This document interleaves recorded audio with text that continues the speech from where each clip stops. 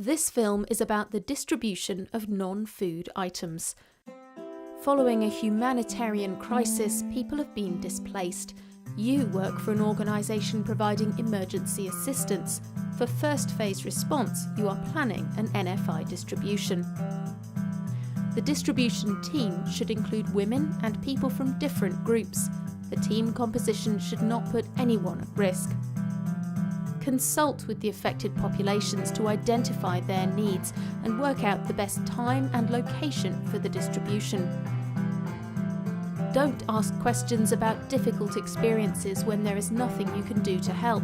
Be careful not to give people false expectations or make people more at risk. Make sure you talk to everyone you need to, including the local authorities.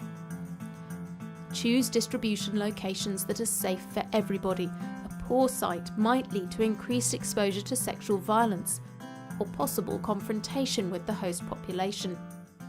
Once there is a plan, keep everyone informed. Use distributions to conduct training and share important messages. Have clear criteria for deciding who should be prioritised at the time of the distribution.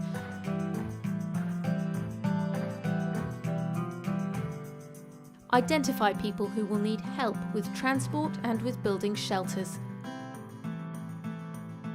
Ensure that you and the other team members know what to do if they come across persons who've experienced gender-based violence and what services they can be referred to.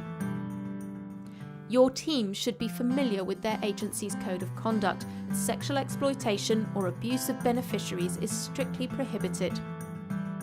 To ensure that people can bring specific needs to your attention, set up a complaints area.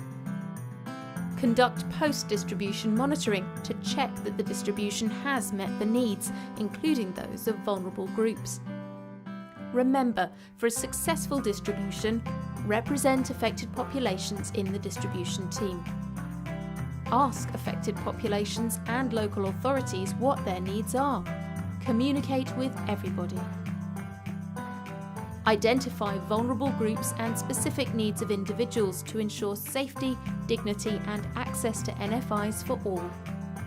Know how and where to safely refer survivors of gender-based violence, including sexual exploitation or abuse by humanitarian staff. Of course, non-food item distribution alone will seldom meet all emergency shelter needs. What else can you do to provide support to people? Please visit gbvguidelines.org and sheltercluster.org for more information.